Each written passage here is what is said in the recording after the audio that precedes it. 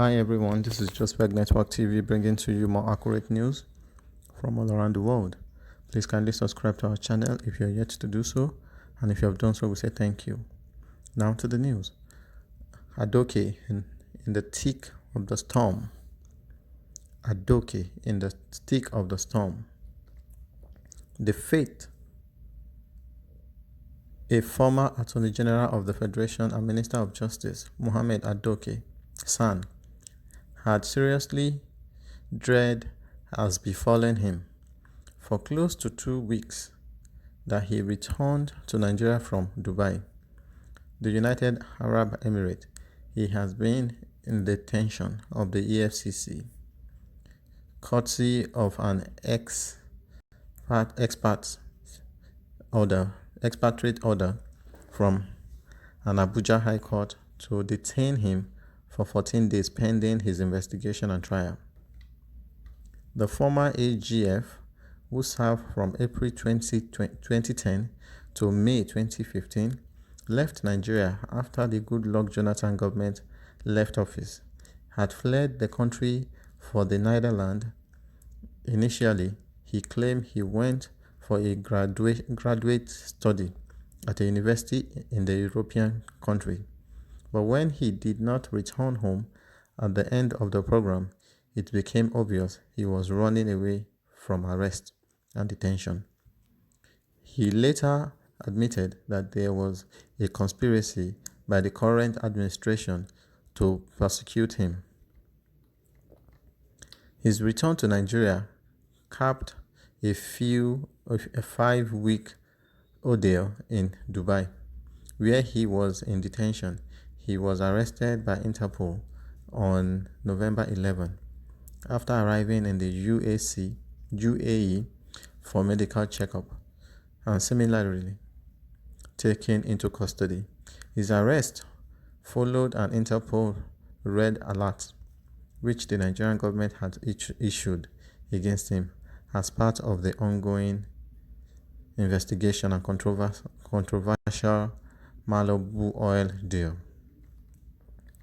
On April 9, 1998, the federal military government awarded OPL 245 to Malibu Oil and Gas Limited, which was said to be owned mainly by Mohammed Abacha, the son of the late head of state, General Sani Abacha, and then Dan Etete, who served as his Minister of Petroleum.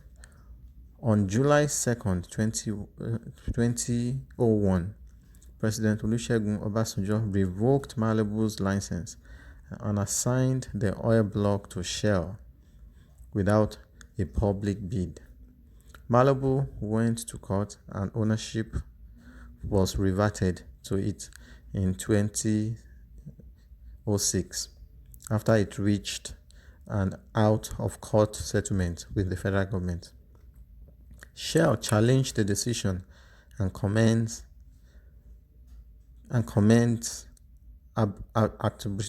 attribution against the federal government.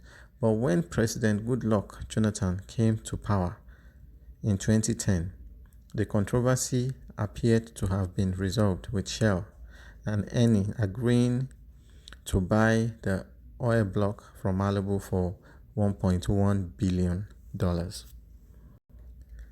The oil companies also paid $210 million as signature bond to the federal government of Nigeria.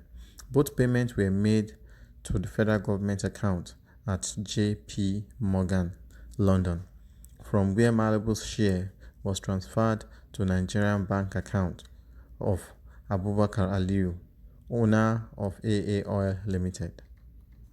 When President Muhammadu Buhari assumed power in 2015, EFCC under Ibrahim Maga, as part of his effort to hunt down officials of the previous government, alleged in 2017 that some individuals and officials in the Jonathan administration received kickbacks, while AD0K, Jonathan, and others named in the scandal strongly denied receiving bribe from anyone or committing any wrongdoing. The former AGF insisted that he advised former President Jonathan to resolve the OPL 245 dispute to prevent Shell from getting a colossal award of $2 billion against Nigeria over the renovation of the oil block in 2001 by the Obasanjo administration. Despite his denial, however, the anti-graft agency charged him.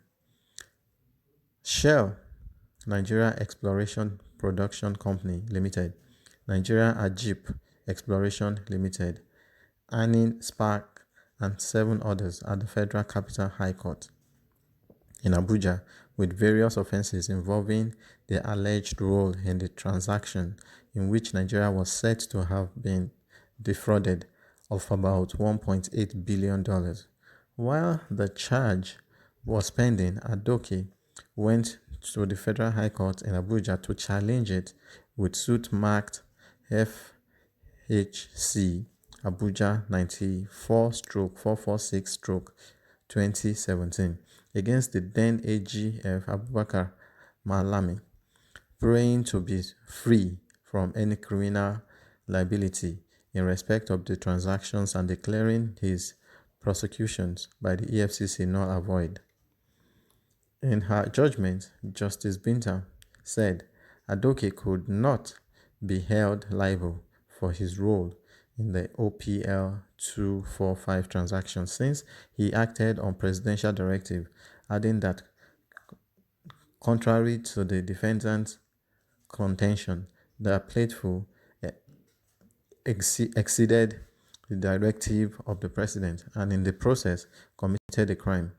Exhibit 19 and 20, which remains uncontradicted and unchallenged, confirmed that the plaintiff actually remained within the confines of the lawful directive given to him by the president and is therefore protected by law.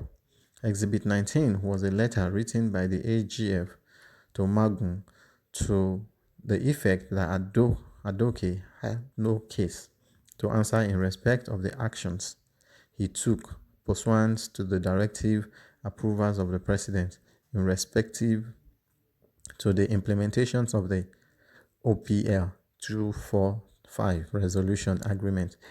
Exhibit 20 was a letter from the former Minister of State of Petroleum Resources to the Chief of Staff to the President in response to the letter's request for advice on the letter by the AGF to acting chairman of the EFCC on OPL 245 settlement agreement implemented by the plaintiff, in which the minister agreed with the opinion of the AGF. Justice Nwanko said by the provision of the section 5 subsection 1, 147, 148 and 150 of the 1999 Constitution as amended, the executive power of the Federation were vested in the President and which he could exercise either personally or through any of his appointed ministers. Just when many observers thought the EFCC would withdraw the charge in view of the judgment, last April its counsel Aliyu Yusuf surprisingly brought a motion ex parte before the FCT High Court, praying for a warrant of arrest for AD0K and others.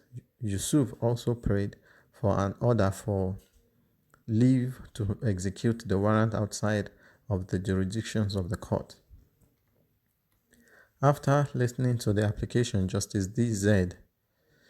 of the Federal High Court issued a warrant of arrest against AD0K and others. He ruled that the Nigerian police, the Interpol, and any other law enforcement agency should arrest them anywhere they are found. But the former AGF, through his lawyer, fought back, they asked the court to set aside the warrant and strike out his name from the charge sheet.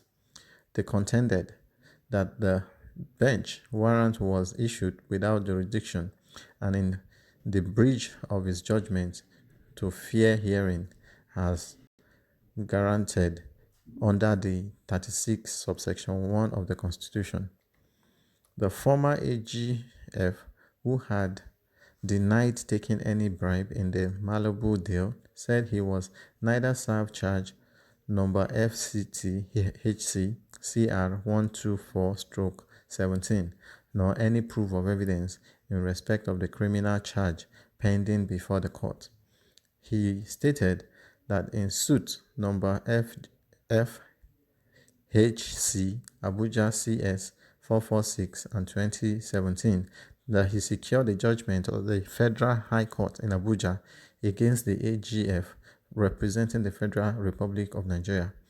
Herein, he was to respect to the fact or to the same fact and circumstances over which he was charged and the basis upon which the bench warrant was issued against him. It was on the basis of the order that he was arrested in Dubai on November 11, a development that finally clumped to his coming back home. While observers were waiting to see how the EFCC would prove its charge that the former AGF collected $2.2 million bribe from the Malibu deal, they believed that the revelation from the ongoing trial of some suspect in the Malibu deal scandal in Milan, Italy, will pose a challenge for the EFCC to sustain AD0K's prosecutions. For instance, last June, a former Russian ambassador to Colombia, who is also being tried over the OPL 245 affair, told an Italian court that he was pursuant under the interrogation by the FBI to mention AD0K's name as one of the recipients of the $400 million bribe alleged paid to government officials in the deal. He refused to adopt the FBI interview in court, insisting that he did not mean for it to be used against him.